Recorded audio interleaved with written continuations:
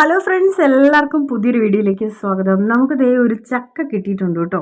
ചേട്ടൻ്റെ ഫ്രണ്ടിൻ്റെ വീട്ടിൽ നിന്ന് കിട്ടിയ ചക്കയാണ്. അത്യാവശ്യം വലിയ ചക്കയായിരുന്നു. അപ്പോൾ അത് ഞാൻ ചേട്ടനെ കൊണ്ട് തന്നെ മുറിപ്പിക്കുകയാണ് ചെയ്തത്. എന്നിട്ട് ഇതാ ഇങ്ങനെ പകുതി ഭാഗം 4 പീസാക്കി വെച്ചിരിക്കുന്നതാണ് കാണുന്നത്.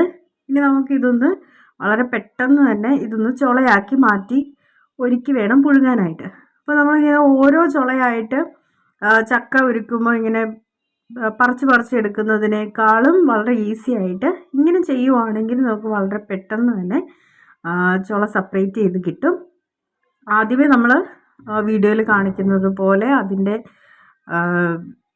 എന്താ അതിന് പറയുക, അതിൻ്റെ കട്ടിയുള്ള ഫ്രണ്ടിലെ ഭാഗം അത് കട്ട് ചെയ്ത് കളയുക. എന്നിട്ട് ഇങ്ങനെ ചെറിയ പീസാക്കി കട്ട് ചെയ്തെടുക്കുക.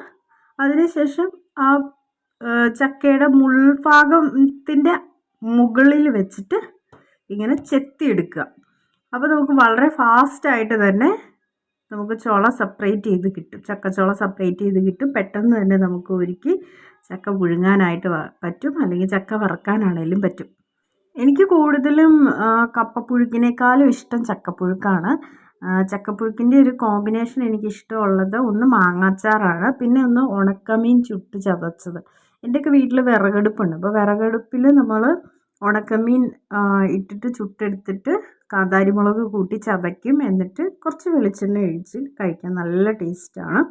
അപ്പോൾ ഉണക്കമീൻ എന്ന് പറയുമ്പോൾ തെരണ്ടി എടുക്കാറുണ്ട്, അല്ലെങ്കിൽ അയല, അങ്ങനെ പലതരത്തിലുള്ള ഉണക്കമീൻ നമുക്ക് കിട്ടുമല്ലോ. അപ്പോൾ അതിലേതെങ്കിലും കിട്ടുന്ന ഉണക്കമീൻ ഇങ്ങനെ അടുപ്പിലിട്ട് ചുട്ടിട്ട് കാന്താരിമുളക് വെച്ച് ചതച്ച് വെളിച്ചെണ്ണ ഒഴിച്ച് കഴിക്കാൻ ഭയങ്കര ഇഷ്ടമാണ്. അതുപോലെ ചക്കയടയും ഭയങ്കര ഇഷ്ടമാണ്. ചക്കയട നമ്മൾ ഉണ്ടാക്കുമ്പോൾ എനിക്കിഷ്ടം റവ വെച്ചിട്ടുണ്ടാക്കുന്നതാണ്. പലരും ഗോതമ്പ്, അരിപ്പൊടിയൊക്കെ വെച്ചിട്ടുണ്ടാക്കാറുണ്ട്. പക്ഷെ റവ വെച്ചുണ്ടാക്കുമ്പോൾ ഒരു പ്രത്യേക ടേസ്റ്റ് എനിക്ക് തോന്നാറുണ്ട്. പിന്നെ ചക്ക വറുത്തത്, അത് അറിയാമല്ലോ, നമ്മൾ ചക്ക വറുത്തത് ഇഷ്ടമില്ലാത്തവർ വളരെ കുറവായിരിക്കും. എല്ലാവർക്കും തന്നെ ചക്ക വറുത്തത് ഇഷ്ടമാണ്. പിന്നെ ചക്കക്കുരു മാങ്ങ ഇഷ്ടമാണ്. ചക്ക കൊണ്ടുള്ള വിഭവങ്ങളൊക്കെ എല്ലാം തന്നെ എനിക്കിഷ്ടമാണ് കേട്ടോ. പിന്നെ ഞാനൊരു തവണ ബജ്ജി ഉണ്ടാക്കിയെന്ന് വെച്ച് കഴിഞ്ഞാൽ ചക്കയുടെ പാട ഉപയോഗിച്ച്, നമ്മൾ ചക്കയുടെ പാട നല്ല പാടയാണെങ്കിൽ നമുക്ക് കടലമാവിൽ മുക്കിയിട്ട് ബജ്ജി ഉണ്ടാക്കാം. അതും നല്ല ടേസ്റ്റ് തന്നെയാണ്.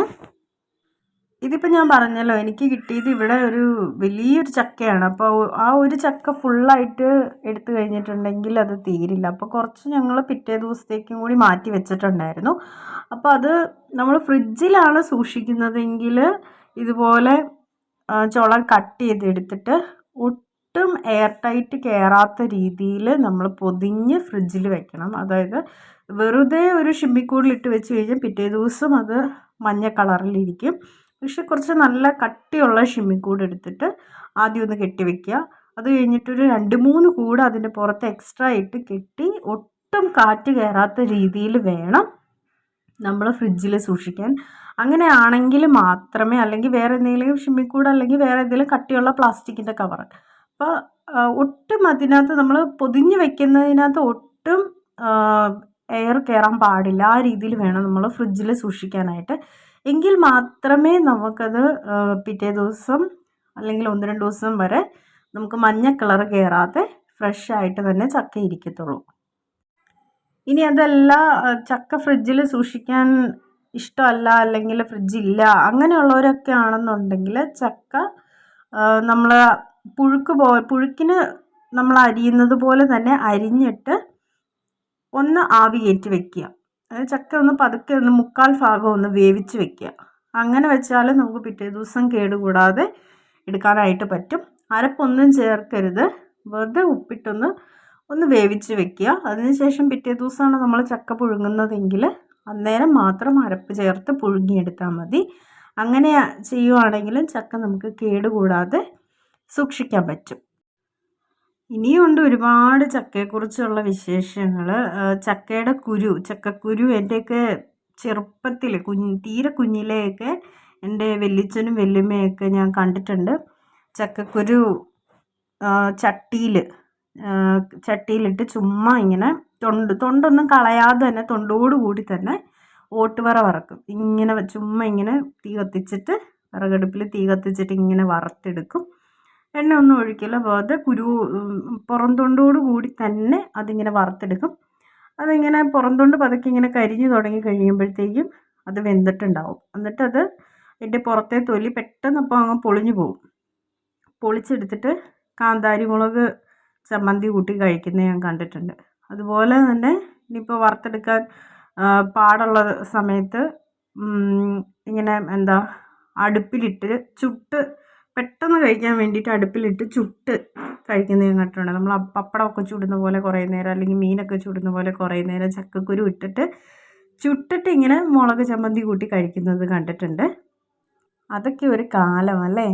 പിന്നെ ഈ ചക്കയുടെ ഞാൻ പറഞ്ഞല്ലോ നടുക്ക കട്ടിയുള്ള ഭാഗം ഉണ്ടല്ലോ, അത് നമ്മൾ ചെത്തി എടുത്തിട്ട് അത് മാത്രം കട്ട് ചെയ്ത് എടുത്തിട്ട് നമ്മൾ ചെറിയ കട്ട് പീസാക്കി ഇങ്ങനെ കട്ട് ചെയ്ത് എടുത്തിട്ട് നമ്മൾ വറുത്തരച്ച് കറി വെക്കുന്നതും നല്ല ടേസ്റ്റാണ്. നമ്മൾ തീയൽ പോലെയൊക്കെ വറുത്തരച്ച് ഉണ്ടായിരുന്നു, പണ്ടൊക്കെ വെക്കാറുണ്ടായിരുന്നു എൻ്റെ വീട്ടിൽ.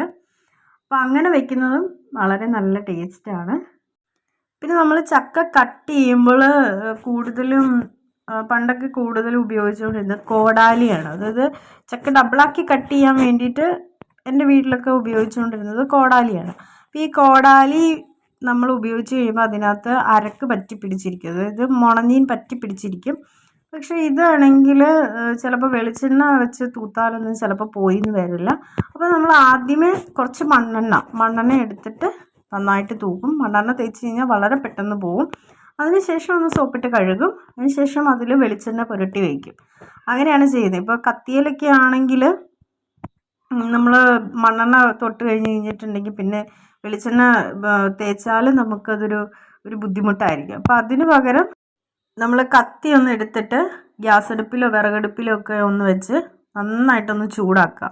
അപ്പോൾ അത് ഈ മുണഞ്ഞീനുള്ളത് അത് കരിഞ്ഞു പോവും. കരിഞ്ഞു പോയി കഴിയുമ്പോൾ നമ്മൾ വേറൊരു കത്തി എടുത്തിട്ട് ഈ കത്തിയുടെ പുറത്ത് മുണഞ്ഞീൻ പറ്റിയ കത്തിയുടെ പുറത്ത് ഇങ്ങനെ ഇട്ട് ഉരയ്ക്കുക. അങ്ങനെ ഉരച്ച് അത് വളരെ പെട്ടെന്ന് തന്നെ പോകും. എന്നിട്ട് നമുക്ക് വെളിച്ചെണ്ണ തേച്ചോ അല്ലെങ്കിൽ സോപ്പിട്ട് കഴുകിയോ ഒക്കെ കത്തി റീയൂസ് ചെയ്യാവുന്നതാണ്. അപ്പോൾ ഇന്നത്തെ എൻ്റെ ചക്ക വിശേഷങ്ങൾ ഇഷ്ടപ്പെട്ടെങ്കിൽ ലൈക്ക് ചെയ്യുക, ഷെയർ ചെയ്യുക, ചാനലൊന്ന് സബ്സ്ക്രൈബ് ചെയ്ത് സപ്പോർട്ട് ചെയ്യുക. Thanks for watching my video.